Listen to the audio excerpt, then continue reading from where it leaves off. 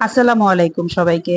আজকে আমি আপনাদের সাথে আমার আম্মা যেভাবে আমাদের জন্য দেশি মুরগি রান্না করে সেই রেসিপিটা শেয়ার করছি। আমি মাঝে মধ্যে এভাবে রান্না করি, তো ভাবলাম আপনাদের সাথে একটু শেয়ার করি।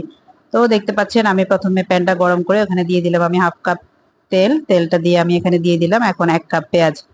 1 কাপ পেঁয়াজ দেওয়ার পরে আমি এখন এটাকে একটু ভেজে নেব এবং সাথে দিয়ে দেবো গরম মশলা। গরম মশলার মধ্যে ছিল 4-5টা এলাচ, তারপরে 4 টুকরো দারচিনি, তারপরে 5-6টা লবঙ্গ, আবার 5-6টা গোলমরিচ আর বড় একটা এলাচ থেতো করে দিয়েছি, সাথে ছিল তেজপাতা। দিয়ে আমি এখন এগুলোকে ভেজে নেব। ভেজে একদম পেঁয়াজটা যখন বেরেস্তা হয়ে আসবে, বেরেস্তা হওয়া পর্যন্ত আমি এটাকে ভেজে নেব।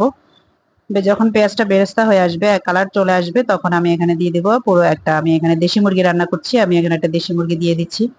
মুরগির পাও আছে দেখতে পাচ্ছেন, আমার ছোট ছেলে মুরগির পা অনেক পছন্দ করে, এই জন্য আমি পাটা ফেলি না।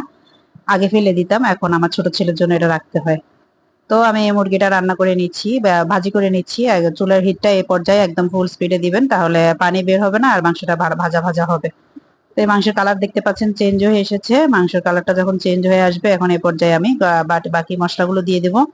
সাইডে মাঝখানে একটু ফাঁকা করে মাংসগুলো সাইডে নিয়ে আমি মাঝখানে অল্প একটু হাফ কাপ পানি দিয়ে দিয়েছি। দিয়ে আমি এখন এখানে মশলাগুলো দিয়ে দিব। এখানে মশলার মধ্যে বাটা মশলা দিচ্ছি আমি, প্রথমে ছিল 2 চা চামচ রসুন পেস্ট, 2 চা চামচ আদা পেস্ট, তারপরে দিব আমি এখানে হাফ চা চামচ গরম মশলার পেস্ট, তারপরে হাফ চা চামচ জিরা পেস্ট। আমি জিরা বাটাটা ইউজ করি, এই আমার কাছে মনে হয় যেন এটা করে ভালো হয় তরকারিটা। আর গরম মশলাটাও আমি সবকিছু মিলাইয়া একদম একটা পেস্ট করি। পেস্ট করে করে আবার গরম মশলার সাথে কখনো জিরা দিতে যাবেন না, তাহলে কিন্তু মশলার স্মেলটা নষ্ট হয়ে যায়। আলাদা আলাদা করার চেষ্টা করবেন। এটা আমি আমার খালামণির থেকে এই টিপসটা পেয়েছি, এটা আসলে কার্যকরী একটা টিপস। তো আমি বাকি গরম মশলাগুলো দিয়ে দিলাম এখানে 2 চা চামচ হলুদ গুঁড়ো, তারপরে 2 চা চামচ মরিচ গুঁড়ো গরম, তারপর হাফ চা চামচ গরম মশলা গুঁড়ো, 2 চা চামচ জিরা গুঁড়ো, আবার 1 চা চামচ, 2 চা চামচ ধনে গুঁড়ো, 1 চা চামচ জিরা গুঁড়ো দিয়ে এখন আমি এটাকে আবার ভেজে নেব। চুলার হিট কিন্তু এখনো ফুল স্পিডে আছে। এই পর্যায়ে এটাকে আমি এখন ভেজে নেব। আর পরিমাণ মতো লবণ তো অবশ্যই দিতে হবে, স্বাদ অনুযায়ী লবণ অ্যাড করে নেবেন। নিয়ে এখন এটাকে আবার ভুনা ভুনা করে নিব এই মশলাটার মধ্যে। যেহেতু একটু পানি দিয়ে দিয়েছি, এটা এখন আর পুড়ে যাওয়ার কোনো সম্ভাবনা নেই। এ পর্যায়ে এভাবে একটু ভাজা ভাজা করে নিলে তরকারি কালারটা খুব সুন্দর আসে। তো দেখতে পাচ্ছেন আমি এটাকে এভাবে একদম করে ভাজা ভাজা করে নিয়েছি এবং কালারটা একদম লাল লাল হয়ে এসেছে। এটাকে এভাবে নেড়ে একটু ভুনা করে নেবেন। ভুনা করে এরপরে যখন একদম শুকিয়ে আসবে, তারপরে এখানে দিয়ে দিব আমি 2 কাপ পানি। 2 কাপ পানি দিয়ে এটাকে আমি এখন ঢেকে কষিয়ে নেব। দেশি মুরগি যেহেতু, এটা একটু পানি দিয়ে কিন্তু আপনারা আপনাদের ইয়ে মতো কষিয়ে নেবেন, যে বুঝতে হবে যে কতটুকু সিদ্ধ হচ্ছে। আবার আলু যখন দিবেন তখন এটা কিন্তু একটু শক্ত থাকা অবস্থায় কিন্তু আলু দিতে হবে, না হলে কিন্তু আলুটা আবার ইয়ে হবে না। আমি আর একবার দেখেছিলাম, তখন কিন্তু শক্ত ছিল, কিন্তু এখন দেখছি একটু ফুলে আসছে। মানে এখনো পুরোপুরি সিদ্ধ হয়নি, তবে হাফ সিদ্ধ হয়ে গিয়েছে। তো আমি আবার পাশের চুলায় আমি আলু সিদ্ধ করে নিয়েছি, আলু ভাজি করে নিয়েছি, ভেজে নিয়েছি আলুটাকে।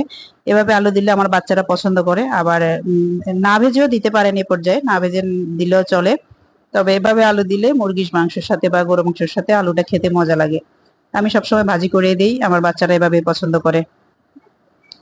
তো দেখতে পাচ্ছেন আমি এখন আলুটা দিয়ে চুলা, আবার এখন কিন্তু আমি আর কোনো পানি দেই নাই, আগের এটাতে অল্প পানিতেই আমি এগুলো দিয়ে মাংসটাকে আবার কষিয়ে নিচ্ছি আলুটা সহ, তাতে আলুর মধ্যেও মাংসের ইয়েগুলো মশলার একটু ইয়েটা ভালো করে ঢুকে।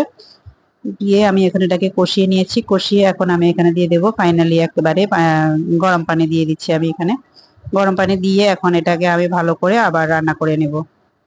আমার মাংস কিন্তু এখন শেষ পর্যায়ে প্রায় হয়ে হয়ে এসেছে। এখন আমি নামানোর আগে দিয়ে দেব এখানে বেরেস্তা। আমার আগে থেকে আমার সবসময় বেরেস্তা করা থাকে, আমার রান্নার সুবিধার জন্য আমি করে রাখি। তো আমি এখানে বেরেস্তা দিয়ে দিয়েছি। বেরেস্তা দিয়ে আমি, আমার মাংস কিন্তু হয়ে গিয়েছে, দেখতে পাচ্ছেন আমি মাংস নামিয়ে নিয়েছি। এভাবে রান্না করেন, খেয়ে দেখবেন, আশা করি ভালো লাগবে। আর কেমন হয়েছে অবশ্যই জানাবেন। আমার এভাবে রান্না করে যদি কখনো করে থাকেন আমাকে কমেন্টে জানাবেন। ধন্যবাদ সবাইকে। আসসালামু আলাইকুম, সবাই ভালো থাকবেন।